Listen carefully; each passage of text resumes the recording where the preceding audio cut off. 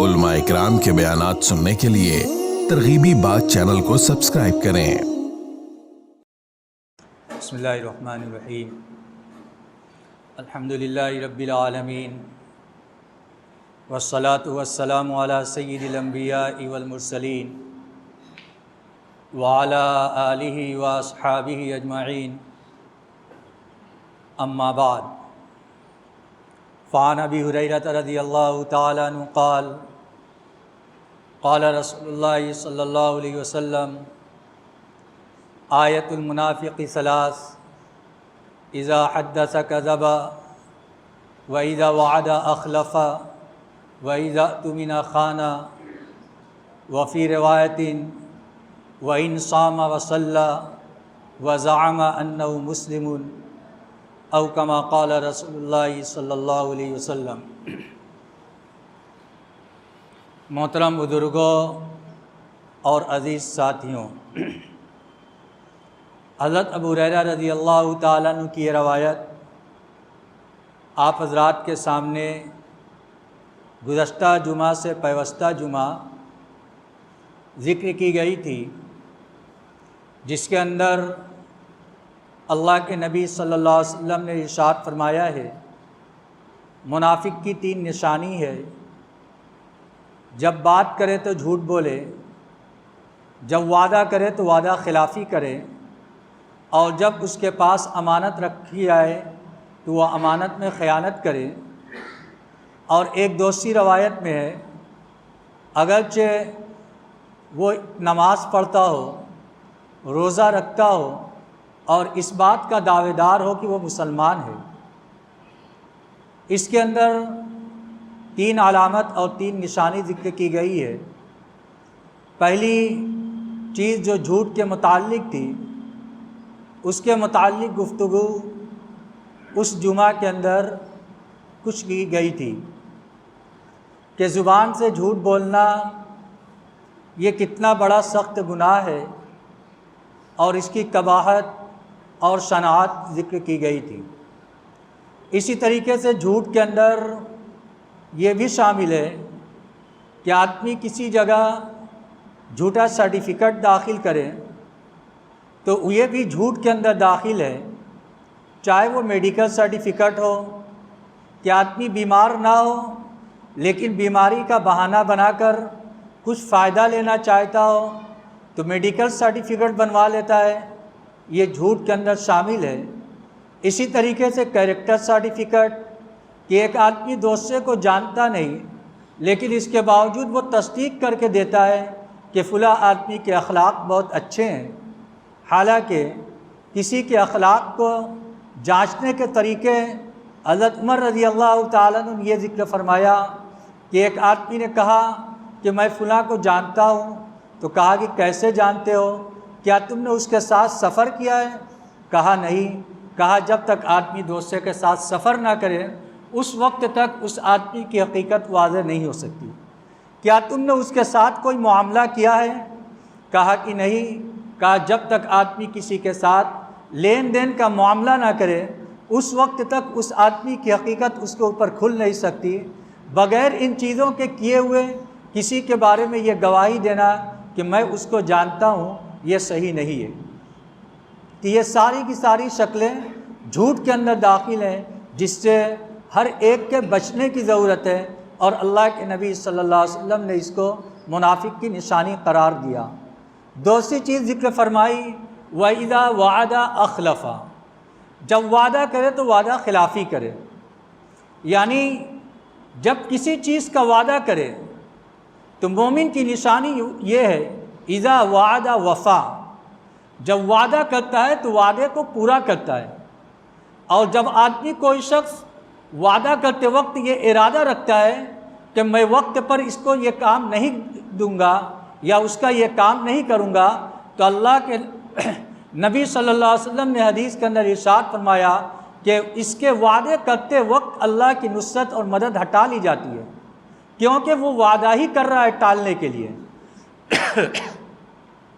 اگر کوئی شخص وعدہ صرف ٹالنے کے لیے کرتا ہے تو اللہ رب العزت کی جانب سے نصرت اور مدد ہٹا لی جاتی ہے، اور اگر کوئی شخص وعدہ صدق دل کے ساتھ کرتا ہے کہ میں فلاں وقت اس کا یہ کام کر دوں گا، اللہ رب العزت کی جانب سے اس کی مدد کی جاتی ہے اور وہ کام فلاں وقت پہ کر دیتا ہے۔ آج وعدہ کے ایفا کی کوئی اہمیت نہیں سمجھی جاتی۔ وعدہ کا پورا کرنا یہ ایک ایمان والے کی نشانی ہے۔ خود ہمارے نبی حضرت محمد صلی اللہ علیہ وسلم کا کیا عمل رہا ہے، ہم ہر چیز کے اندر اس چیز کو دیکھیں۔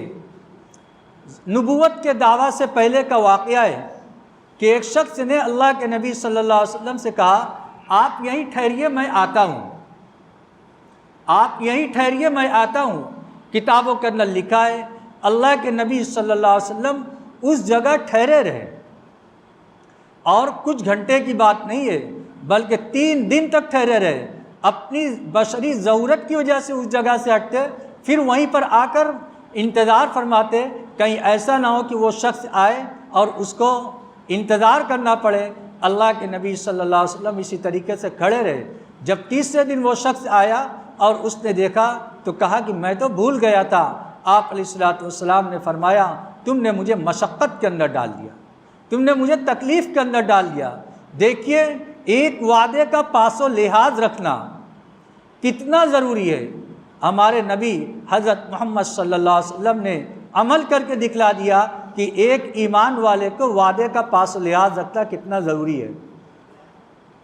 حضرت حذیفہ ابن یمان رضی اللہ تعالیٰ جو بڑے درجے کے صحابی ہیں اور اللہ کے نبی صلی اللہ علیہ وسلم کے رازدار ہیں، راز کو جاننے والے ہیں، کہ اللہ کے نبی صلی اللہ علیہ وسلم نے ان کو منافقین کی فہرست بتلائی تھی۔ وہ اس کو جانتے تھے اور جانتے تھے کہ کون کون منافق ہے، لیکن چونکہ وہ ایک راز تھا اس لیے کبھی اس راز کو کسی کے سامنے ظاہر نہیں کیا۔ حضرت عمر رضی اللہ تعالیٰ اپنے زمانے حکومت کے اندر جب دیکھتے تھے کہ حضرت حذیفہ رضی اللہ تعالیٰ فلاں کے جنازے میں شریک نہیں ہے تو سمجھ لیتے تھے کہ وہ آدمی منافق تھا، اسی وجہ سے وہ اس کے جنازے کے اندر شریک نہیں ہے، تو وہ اس کی وجہ سے اعتراض کرتے تھے۔ اور حضرت حذیفہ رضی اللہ تعالیٰ عنہ سے کبھی یہ پوچھتے تھے کہ اے حذیفہ ذرا یہ تو بتلا دو کہ کہیں میرا نام تو منافقین کی فہرست کے اندر نہیں۔ دیکھیے کتنے بڑے صحابی ہیں، اللہ کے نبی صلی اللہ علیہ وسلم نے جنت کی بشارت دی ہے، لیکن اس کے باوجود اپنے اوپر اتنا ڈر ہے، اور اپنے عاملین کے بارے میں پوچھا کرتے تھے کہ میں نے جن کو گورنر مقرر کیا ہے، میں نے جن کو ذمہ دار مختلف صوبوں کے اندر مقرر کیا ہے، کیا اس میں کوئی شخص منافق تو نہیں ہے؟ ایک دفعہ فرمایا کہ ہاں ایک عامل منافق ہے۔ حضرت عمر رضی اللہ تعالیٰ عنہ کو نام نہیں بتلایا، لیکن حضرت عمر رضی اللہ تعالیٰ عنہ اپنی فراست ایمانی کے ذریعے جو اللہ رب العزت نے ان کو عطا فرمایا تھا وہ تاڑ گئے اور اس کو معزول کر دیا۔ تو حضرت حذیفہ رضی اللہ تعالیٰ عنہ کا وہ مقام ہے، وہ فرماتے ہیں کہ میں اور میرے والد یعنی یمان ایمان لانے کے بعد اللہ کے نبی صلی اللہ علیہ وسلم کی خدمت میں زیارت کے لیے جا رہے تھے۔ راستے میں ابو جہل 1000 لشکر کے ساتھ مدینہ طیبہ پر حملہ کرنے کے لیے جا رہا تھا، اس سے ملاقات ہوئی۔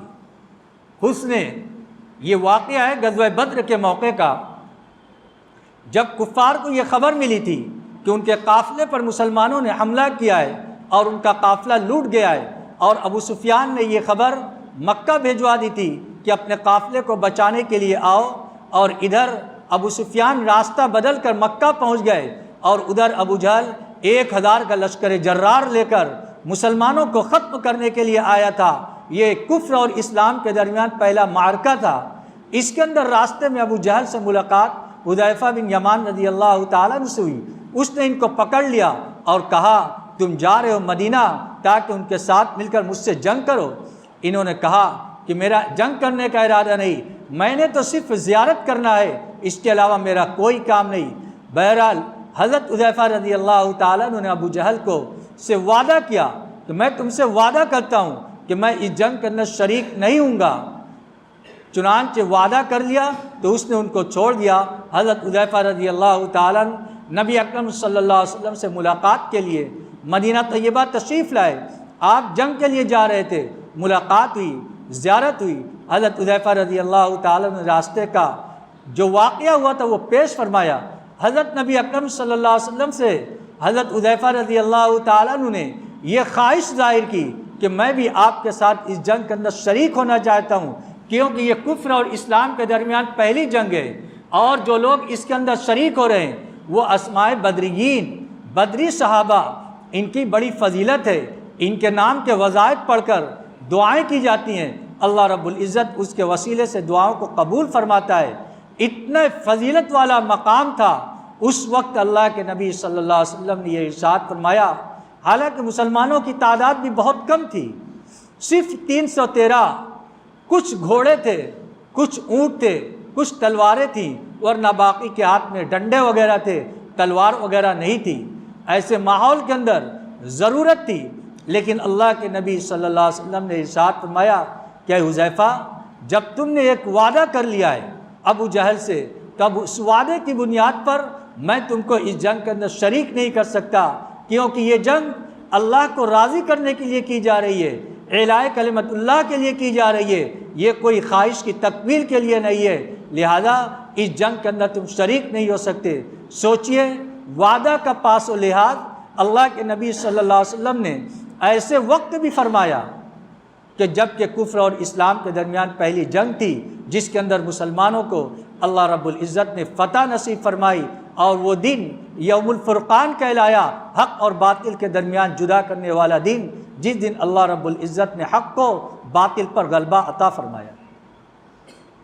کتنی مثالیں صحابہ کرام کے دور میں ملتی ہیں کہ بڑے کلیجے اور گردے والے بھی اس کام کو نہیں کر سکتے۔ حضرت معاویہ رضی اللہ تعالیٰ عنہ کا واقعہ ذکر کیا جاتا ہے، شام کے گورنر تھے، اور حضرت معاویہ رضی اللہ تعالیٰ عنہ کا سامنا ادھر رومی سلطنت سے تھا، جو اس زمانے کی سپر پاور تھی۔ ان کے درمیان اور رومی سلطنت کے درمیان معاہدہ تھا۔ جب معاہدے کی مدت پوری ہونے والی تھی تو حضرت معاویہ رضی اللہ تعالیٰ عنہ نے یہ سوچا کہ لشکر کو سرحد پر تعینات کر دیا جائے، تاکہ جب معاہدے کی مدت ختم ہو جائے تو فوراً دشمن پر حملہ کر کے غلبہ حاصل کیا جائے۔ اور اسی پروگرام کے مطابق انہوں نے عمل کیا، اور دشمن یکبارگی حملے کی امید نہیں لگا رہے تھے، اس وجہ سے مسلمانوں کے علاقے در علاقے فتح کرتے ہوئے بہت آگے نکل گئے۔ ادھر ایک صحابی حضرت عمرو بن افسہ رضی اللہ تعالیٰ عنہ آتے ہیں، اور وہ ارشاد فرماتے ہیں، قفو یا عباد اللہ، قفو یا عباد اللہ، اے اللہ کے بندو رکو، اے اللہ کے بندو رکو۔ حضرت معاویہ رضی اللہ تعالیٰ عنہ رک جاتے ہیں اور پوچھتے ہیں کیا ہوا؟ کہا کہ وفاء لا غدر، وفاء لا غدر، وعدے کو پورا کیا جاتا ہے، مومن وعدے کی خلاف ورزی نہیں کرتا، مومن دھوکہ نہیں دیتا، وعدہ خلافی نہیں کرتا۔ حضرت معاویہ رضی اللہ تعالیٰ نے پوچھا کہ کیا معاملہ ہوا؟ کہا کہ یہ جو تم نے حملہ کیا ہے یہ وعدہ خلافی ہے۔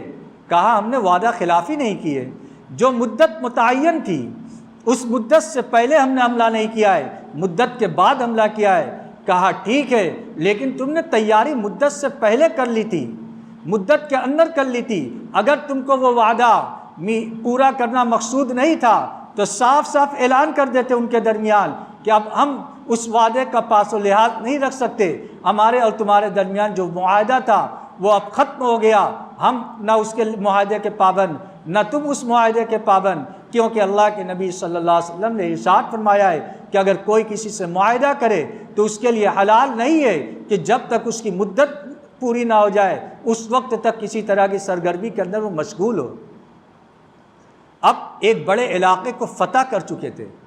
حضرت معاویہ رضی اللہ تعالیٰ عنہ وہ صحابہ کرام تھے جن کے آگے اللہ کے نبی صلی اللہ علیہ وسلم کے قول کی وہ اہمیت اور عظمت تھی کہ وہ بڑی سے بڑی چیز بھی اس کے آگے قربان کر دیتے تھے۔ سارے مفتوح علاقے انہوں نے واپس کر دیے، سارے مفتوح علاقے واپس کر دیے اور پیچھے ہٹائے، صرف ایک اللہ کے نبی صلی اللہ علیہ وسلم کے ارشاد کی بنیاد پر۔ آج ہم بھی مسلمان ہیں، نبی علیہ الصلوۃ والسلام کو اپنا رسول مانتے ہیں، آپ پر ایمان لائے ہیں، آپ کو آخری نبی مانتے ہیں، آپ کی تعلیمات کے اندر کامیابی کا یقین ہے، اس کو ہم زبان سے کہتے ہیں۔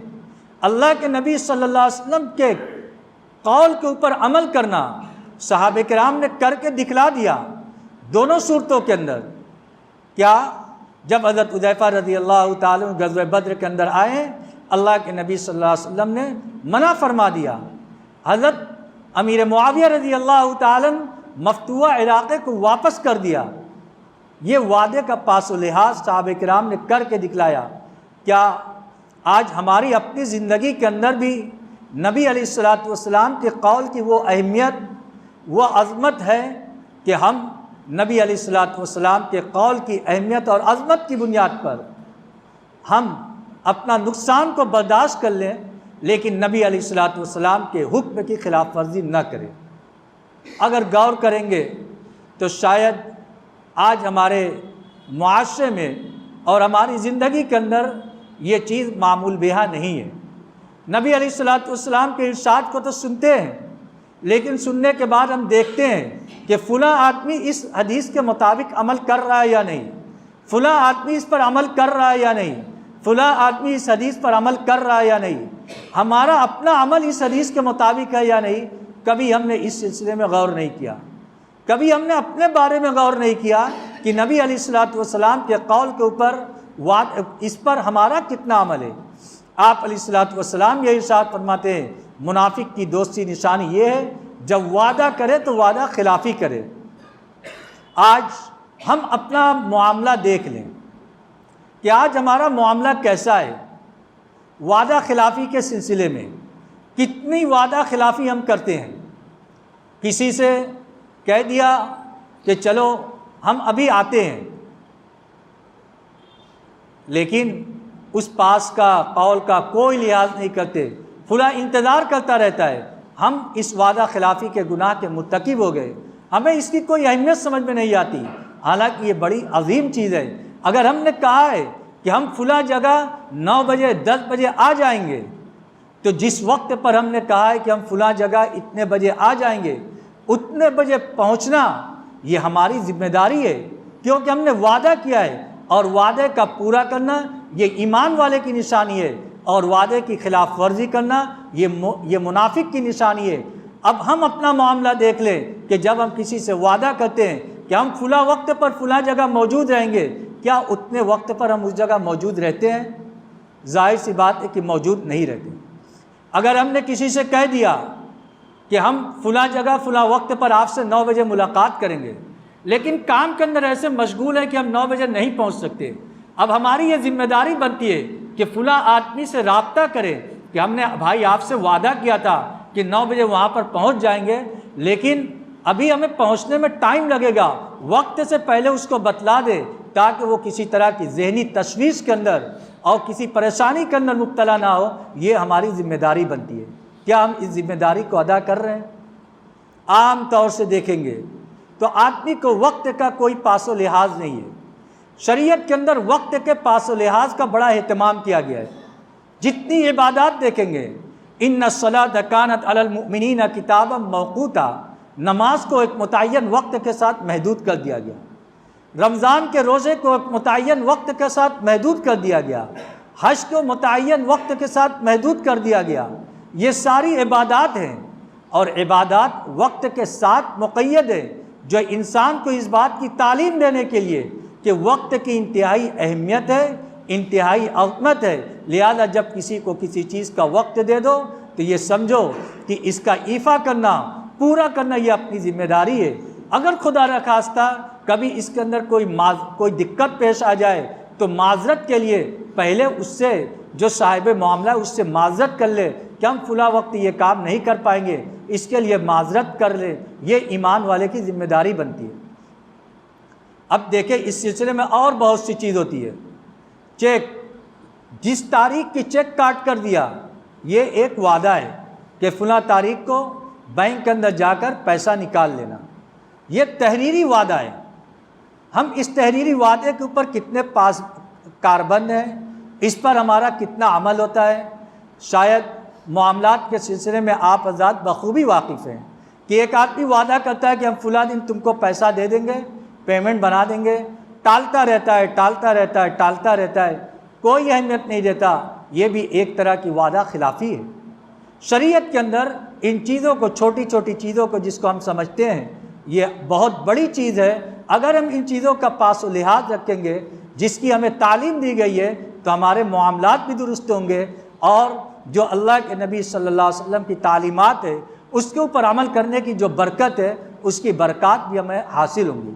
اسی طریقے سے ہم جس ملک کے اندر رہتے ہیں، اس ملک کے اندر رہنے کی بنیاد پر عملاً ہم نے اس کا اقرار کیا ہے کہ ہم اس جگہ کے قانون کے پابند ہیں، لہٰذا یہاں پر جس جگہ جو قانون ہے اس قانون کے مطابق رہنا یہ ہماری جانب سے وعدہ ہے، لہٰذا اگر ہم اس قانون کی خلاف ورزی کرتے ہیں تو یہ وعدہ خلافی ہے۔ بہت معمولی چیز ہے، جو روڈ پر چلتے ہیں آدمی کے لیے سگنل لگا رہتا ہے، red light, green light, yellow light, یہ ہم ملک کے اندر رہ رہے ہیں، قانون کی خلاف ورزی اگر ہم کر رہے ہیں تو علماء کرام نے کتابوں کے اندر لکھا ہے کہ یہ بھی وعدہ خلافی ہے۔ اسی طریقے سے اور چیز کے اندر جتنے قانون ہیں سارے قانون پر عمل کرنے کے ہم پابند ہیں، اگر ہم اس کی خلاف ورزی کرتے ہیں تو یہ ساری کی ساری چیزیں وعدہ خلافی کے اندر آتی ہے۔ علماء کرام نے وعدہ خلافی کی مختلف شکلیں لکھی ہیں، ان ساری شکلوں کے اوپر عمل کرنا یہ ہماری ذمہ داری ہے۔ اللہ کے نبی صلی اللہ علیہ وسلم نے ارشاد فرمایا کہ منافق کی 3 نشانی ہے، جب بات کرے تو جھوٹ بولے، دوسری نشانی یہ ذکر فرمائی کہ جب وعدہ کرے تو وعدہ خلافی کرے، اور تیسری نشانی یہ ذکر فرمائی جب اس کے پاس امانت رکھی جائے تو امانت میں خیانت کرے۔ امانت کا مفہوم کیا ہوتا ہے، اس کی کتنی شکلیں ہیں، کیا کیا صورتیں ہیں، انشاءاللہ اس کے متعلق اگلے ہفتے ذکر کیا جائے گا۔ اللہ رب العزت ہم سب کو کہنے سننے سے زیادہ عمل کی توفیق عطا فرمائے۔ وآخر دعوانا الحمدللہ رب العالمین۔ مزید علماء کے بیانات سننے کے لیے ترغیبی بات چینل کو سبسکرائب کریں۔ جزاک اللہ۔